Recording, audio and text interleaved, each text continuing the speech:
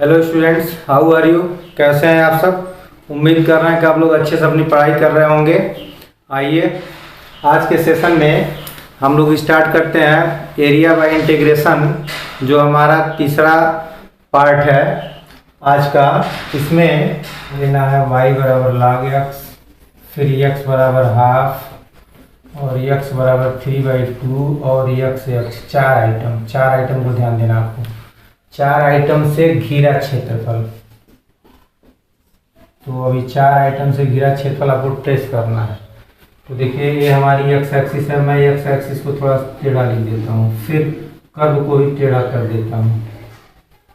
तो दो का काम हो गया, इसका काम हो गया, इसका काम हो गया। अब एक्स बराबर हाफ को टेढ़ा कर दीजिए। तो एक्स बराबर हाफ ये वाली लाइन है और एक्स बराबर 3/2 ये वाली लाइन है। तो अब देखा जाए इनसे क्लोज्ड एरिया कौन सी मिली है, बंद। तो बंद एरिया यही है, ऊपर नहीं जाएगा क्योंकि तो खुली एरिया है, यहाँ कोई क्लोज नहीं हो रहा है। यहाँ से लेकर के यहाँ तक बंद मिल रहा है और ये वाला बंद मिल रहा है। ये हमारा एक्स एक्सिस के ऊपर वाला पोर्शन है, ये एक्स एक्सिस के नीचे वाला पोर्शन का रिक्वायर्ड एरिया है A1 और A2। तो यही है required area. Required area is equal to A1 plus A2। अब रिक्वायर्ड एरिया हम जब भी निकालेंगे तो इंटीग्रेशन हम लोग यूज़ करते हैं। सूत्र होता है y dx y dx। y dx हमारा फार्मूला है। अब फार्मूले में x की वैल्यू लिमिट लेते हैं, कहाँ से लेके कहाँ तक, यानी कहाँ एरिया स्टार्ट हो रही है, कहाँ एंड हो रही है। तो अगर हम इस एरिया की बात करें तो ये पॉइंट हमारी हाफ वाली लाइन है, तो पॉइंट हो जाएगा एक्स एक्सिस का बिंदु है, तो दूसरा पॉइंट 0 होगा। फिर ये वाला जो पॉइंट होगा वो 1,0 होगा। ये वाला जो पॉइंट होगा वो 3/2, 0 होगा। तो जब हम इस एरिया को लेंगे तो यहाँ स्टार्टिंग पॉइंट है, एंडिंग पॉइंट, तो एरिया खत्म हो जाएगी। फिर इस एरिया को लेंगे तो स्टार्टिंग पॉइंट है, एंडिंग पॉइंट। तो आप लोगों को समझ में आ गया होगा। यानी इसके लिए लिमिट लेंगे 1/2 से लेकर के 1 तक, और इसके लिए लिमिट लेंगे 1 से लेके 3/2 तक। बाकी y हमको पता है, y को हम लोग लिख लेंगे, नोट कर लीजिए।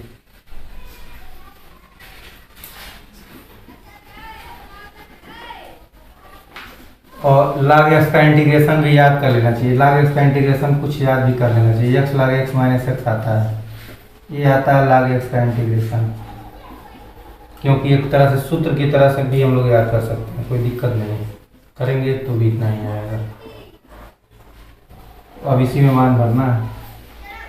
फिर ध्यान देना है कि जो एरिया एक्स एक्स के नीचे आती है उसको हम निगेटिव साइन के साथ फंक्शन को लिखते हैं, और जो एक्स एक्स के ऊपर आती है वो पॉजिटिव साइन के साथ फंक्शन को लिखते हैं। ये चीज़ ध्यान देने वाली है। नीचे वाले को निगेटिव साइन के साथ, ऊपर वाले को पॉजिटिव साइन के साथ। तो ये निगेटिव साइन, ये निगेटिव बाहर आ जाएगा, तो यहाँ निगेटिव लगाए रखेंगे। बाकी ये प्लस है, ठीक है। चूँकि लिमिट अलग अलग है इसलिए हमको अलग अलग करना पड़ रहा है। तो हम एक साथ 2 टाइम करके सेट कर देते हैं। इसका लिमिट कुछ दूसरा आ रहा है, इसका लिमिट कुछ दूसरा आ रहा है, इसलिए दोनों को अलग अलग करना ही पड़ेगा। सबसे पहले ऊपर वाला मान भरते हैं। तो यहाँ ऊपर वाला मान भरेंगे, यहाँ 1 1 1। यहाँ जब 1 भरेंगे तो log 1 का मान 0 होगा, तो पहला 0 हो जाएगा और ये -1 होगा। फिर माइनस करके नीचे वाला मान भरते हैं, तो 1/2 और log 1/2 और -1/2। तो ये हो गया, इस वाले का काम खत्म हो गया। प्लस यहाँ पहले ऊपर वाला मान भरेंगे तो 3/2 log 3/2 -3/2, और फिर माइनस के साथ जब 1 भरेंगे तो 0 हो जाएगा, क्योंकि log 1 का मान 0 हो जाता है। 0 -1, कुल मिला के -1 लिख दिया है। तो ये हो गया यहाँ -1, फिर -1/2 log 1/2, और ये माइनस इस माइनस को प्लस कर दिया, प्लस 3/2 log 3/2 -3/2 और +1। फिर ये माइनस अंदर ले जाएंगे तो पहला प्लस हो गया, दूसरा प्लस हो गया, 1/2 log हाफ और -1/2। ये तो ठीक है। 3/2 log 3/2 और ये दोनों मिल करके -1/2 हो गया। फिर ये -½ +1 से ख़त्म हो गया। तो अब ये बचा, दोनों में से 1/2 कॉमन ले लिया जाए तो log 1/2 यहाँ से और यहाँ से 1/2 निकलेगा, 3 को यहाँ घात लगा देंगे तो log 3/2 आया है और इस पर 3 घात लगा देंगे, ये वाला 3 घात आ गया इसके ऊपर, बाकी 1/2 कॉमन हो गया तो 1/2 बाहर, और log के नियम से log a धन log b तो log 1 × b हो जाता है, यानी 1/2 में गुणा हो जाएगा 27/8 से, 27/8 से, यही 27/16 आएगा, 1/2 log 27/16 स्क्वायर यूनिट। ध्यान दीजिए, यहाँ हमारा 2 वक्र है, एक y² / 4x है, एक x² / 4y है। तो ये दोनों स्टैंडर्ड फार्मूले हैं। हम लोग पढ़े हैं कि y² = 4x का ग्राफ ऐसे होता है, this is y² = 4ax। 4 standard farm होते हैं पैराबोला के, एक मुंह इधर होता है ये वाला, एक मुंह इधर होता है ऐसे, इसका निगेटिव हो जाता है, y² और -4ax। एक मुंह होता है ऊपर, तो इस वाले में x y आपस में बदल जाते हैं, जहाँ x यहाँ y, जहाँ y वहाँ x, यानी x² = 4ay। एक मुंह होता है नीचे ऐसे, तो यही होता है, निगेटिव हो जाता है, x² - 4ay। तो हम देख रहे हैं हमारा जो है एक ये वाला है, पहला ग्राफ ये वाला है, और जो दूसरा है ये वाला है, तो ये दोनों हमारे ग्राफ हैं। अब इनको हम लोग कंबाइन रूप से बना देंगे कई फिगर में, तो एक फिगर में इसको बना दिया जाए, तो ये आपका x एक्सिस हो गया है, y एक्सिस हो गया। सबसे पहले मैं इसको बना रहा हूँ, तो ऐसे बन जाएगा,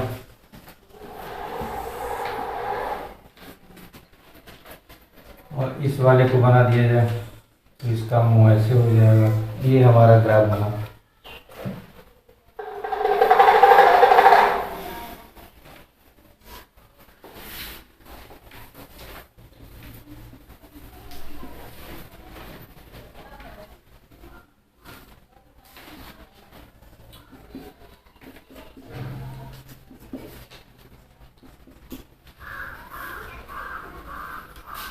इस वाले को लिख दिया जाए y² = 4x, और इस वाले को लिख दिया जाए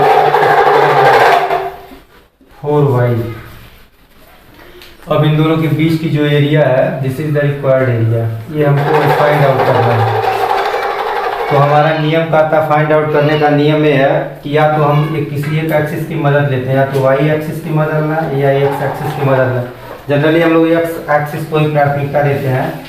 तो हम लोग क्या करते हैं कि जहाँ जो एरिया निकालनी पहले वहाँ से एक लंब डालते हैं। ये देखिए यहाँ जो स्टार्टिंग पॉइंट है लंब डालने की जरूरत नहीं, क्योंकि तो खुद सटा हुआ, अगर ये ऊपर होता तो फिर हम लंब डालते। ये ऑलरेडी सटा हुआ स्टार्टिंग पॉइंट, कोई दिक्कत नहीं है। जो एंडिंग पॉइंट है यानी जो लास्ट एरिया है जहाँ तक हमको एरिया फाइंड आउट करनी है, यहाँ से हम एक लंब डाल देंगे x एक्सिस पर। लंब डालने के बाद अब ये पोर्शन हमको निकालना है, तो हम पहले पूरा पोर्शन निकालेंगे कंप्लीट। इसका नाम दे दिया जाए कंप्लीट एरिया को कम कहेंगे OABCO। तो हमारी जो रिक्वायर्ड एरिया आएगी वो होगा एरिया OABCO में से कौन सी एरिया घटाएंगे, ये वाली एरिया, इसका नाम दे देते हैं D। OABDO एरिया OABDO, यानी कंप्लीट में से, ये पूरे में से हम इस वाले को घटा देंगे, सफ़ेद वाले पोर्शन को। कंप्लीट पोर्शन में से सफ़ेद पोर्शन को घटा देंगे। तो जब कंप्लीट में से सफ़ेद घटा देंगे तो बीच वाली एरिया मिलेगी। तो आइए अब एरिया का मैं फार्मूला लिख देता हूँ, कैसे निकलता है, integration y dx। Integration y dx, y dx हमारा फार्मूला है। फार्मूला आप हमको याद हो गया होगा, y dx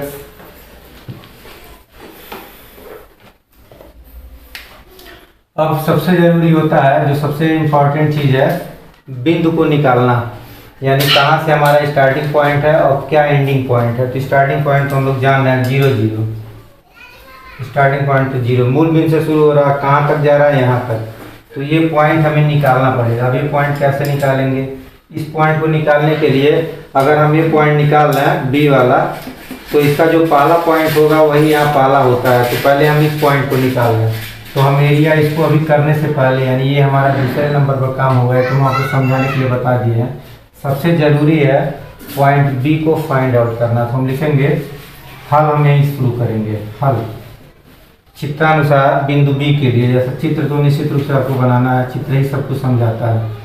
तो चित्रानुसार बिंदु बी के लिए,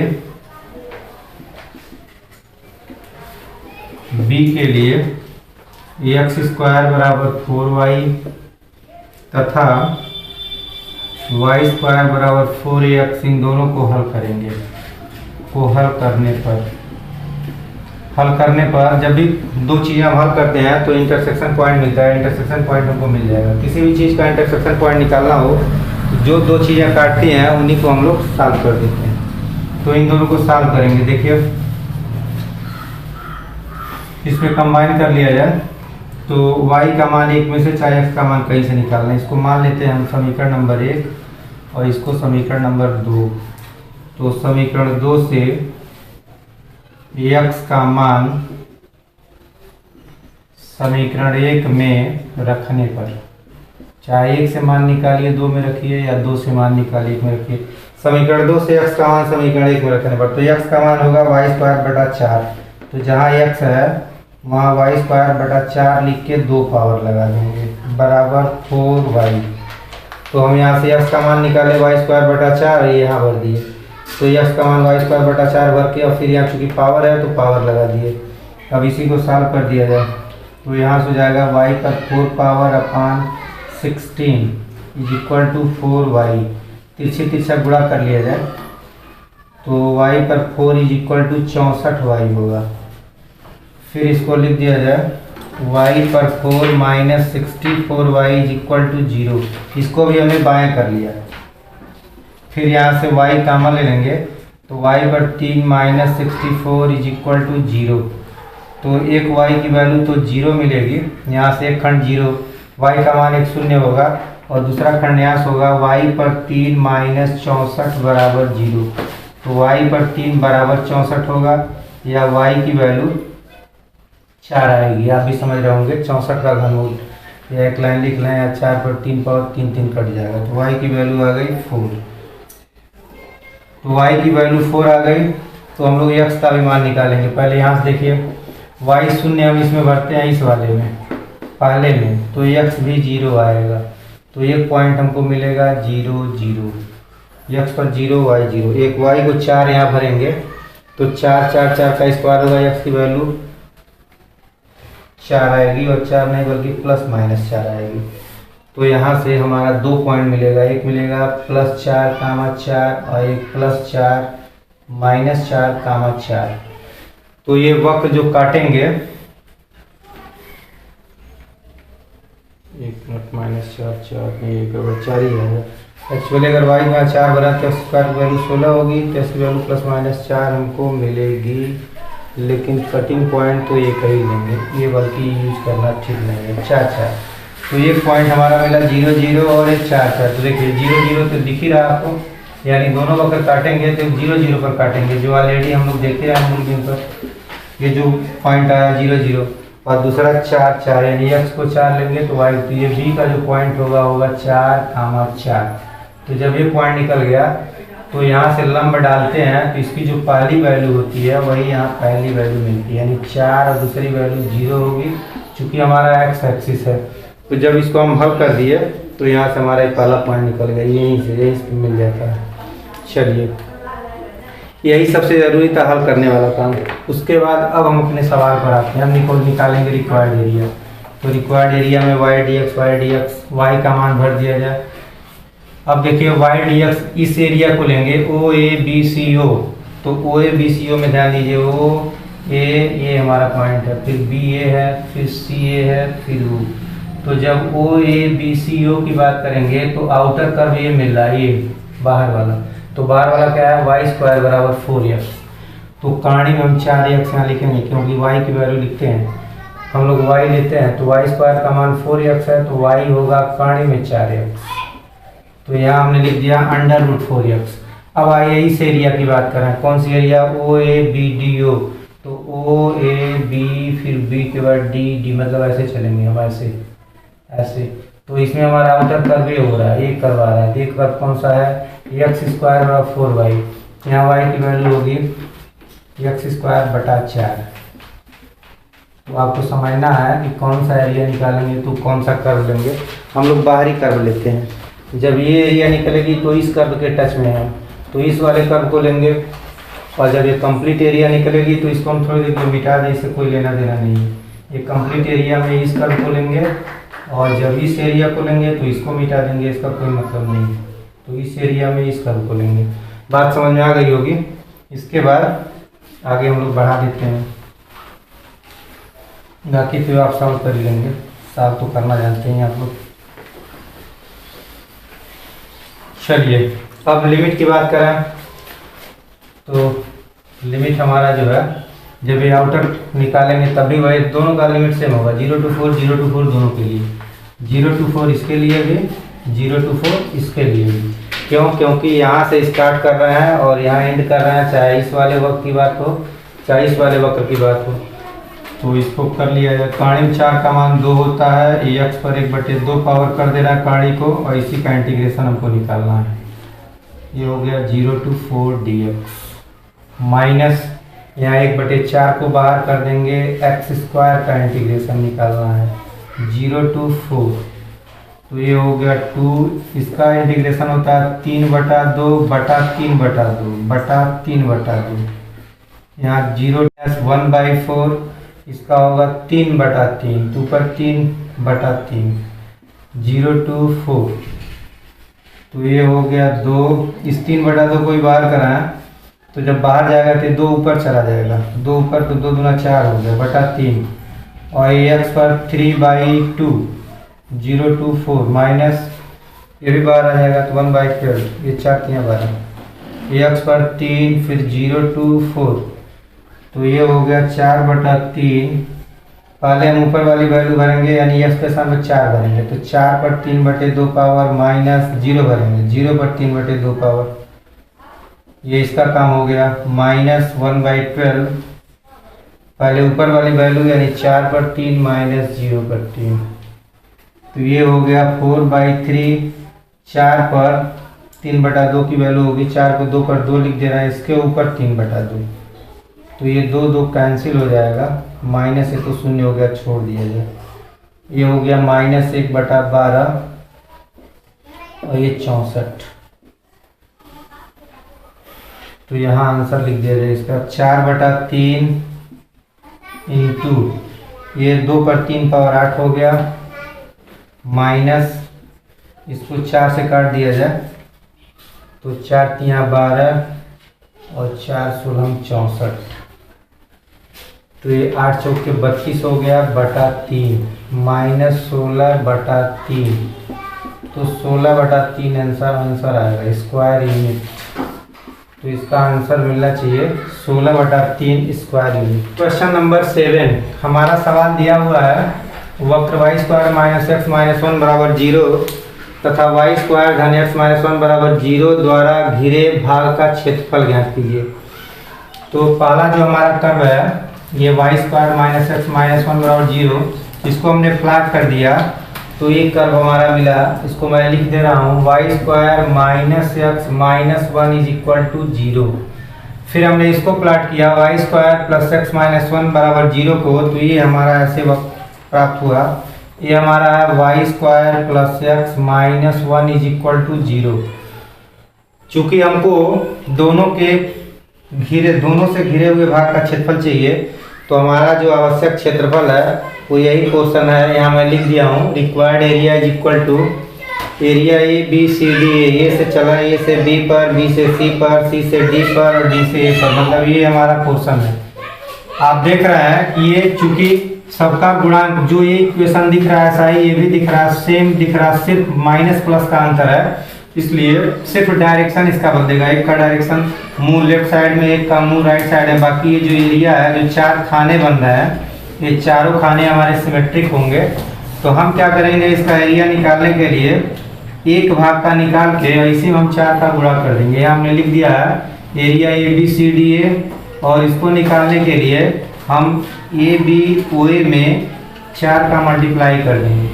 अब ABOA एरिया निकालने के लिए हमारा ये कर्व मदद करेगा, ये वाला कर्व, क्योंकि ये कर्व हमारे टच में है। तो ये कौन सा कर्व है? ये वाला, यानी y² + x - 1 = 0। इससे अगर आगे इसको बढ़ा दिया जाए तो इसको इधर करना, तो -x + 1 होगा, यानी y² की वैल्यू 1 - x या y की वैल्यू √1 - x। तो हमने देखिए यहाँ √1 - x लिख दिया है। अब इसी को हमको इंटीग्रेट करना है। तो इंटीग्रेट करने के लिए सूत्र हम लोग जानते हैं 1/x पर n वाला फार्मूला, जो सबसे पहला फार्मूला है इंटीग्रेशन का, first formula of integration, x⁴n। तो x⁴n का फार्मूला यहाँ से आ जाइए, 1 - x पर हो जाएगा 1/2 + 1/1/2 + 1। ये हमारा इंटीग्रेशन हो गया। और एक चीज़ और ध्यान देना, x का गुणांक इसमें -1 है, x का गुणांक -1 है, तो -1 से हम इसमें डिवाइड करेंगे, यानी ये वैल्यू निगेटिव हो जाएगी। और 4 पहले से आया हुआ है, तो 4 को भी लिखना है, 4 लिखा हुआ है। अब इसमें भर दिया जाएगा, लिमिट हमारा है 0 to 1, तो -4 को बाहर रखेंगे, ये वैल्यू 3/2 होगी, इसको बाहर निकाल देंगे तो ये 2/3 बन जाएगा। 3/2 को इधर करेंगे, 2 ऊपर चला, 2/3, फिर 1 - x, इसी में भरना है 0 to 1, तो -8/3 बाहर हो गया। सबसे पहले हम लोग 1 भरेंगे, तो 1 भरेंगे तो 1 - 1 हो जाएगा, और इस पर पावर भी है 3/2,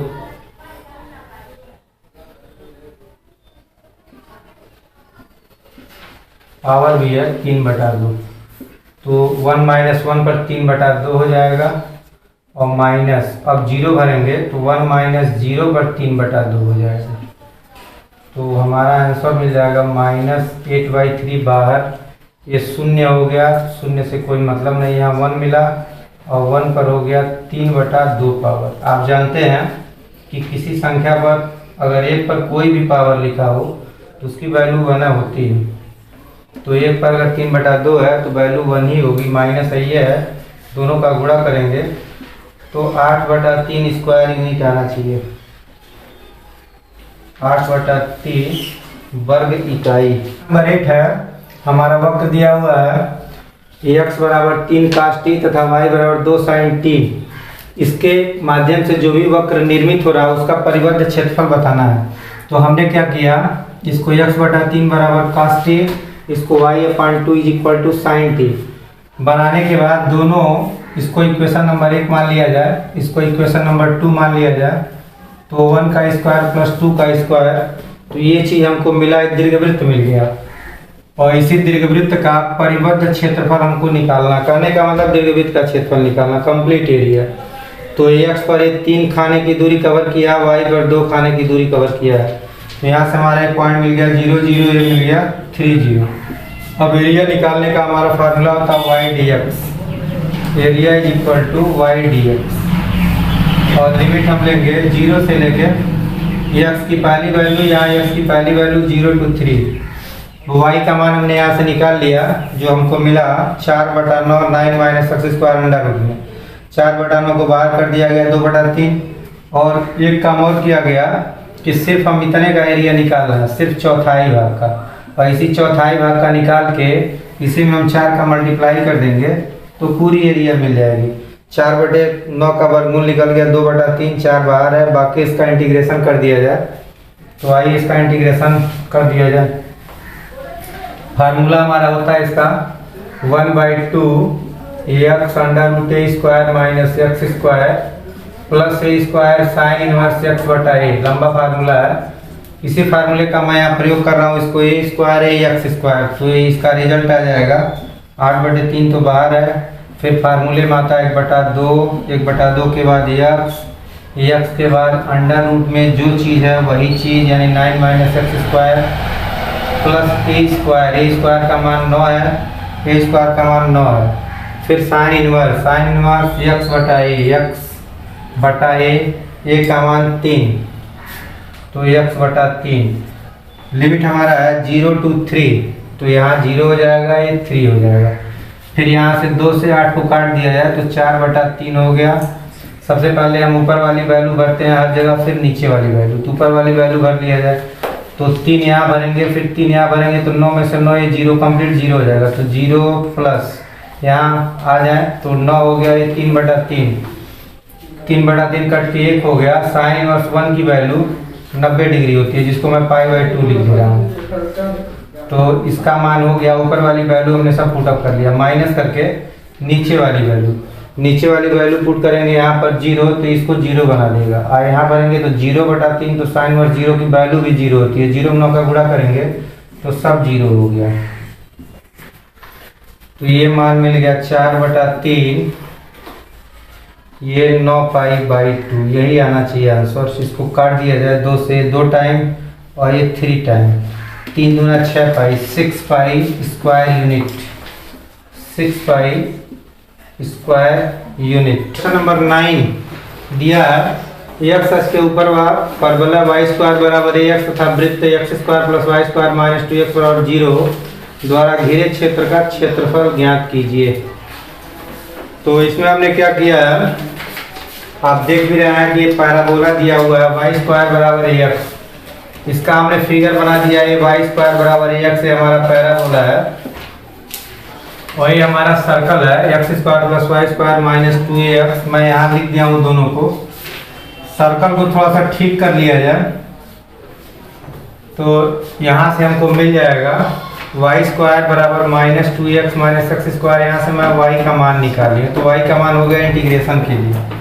और इस सर्कल का जो सेंटर होगा वो होगा a0, तो मैं यहाँ a0 लिख दिया हूँ। और ये हमारा वक्र ऐसे बनेगा।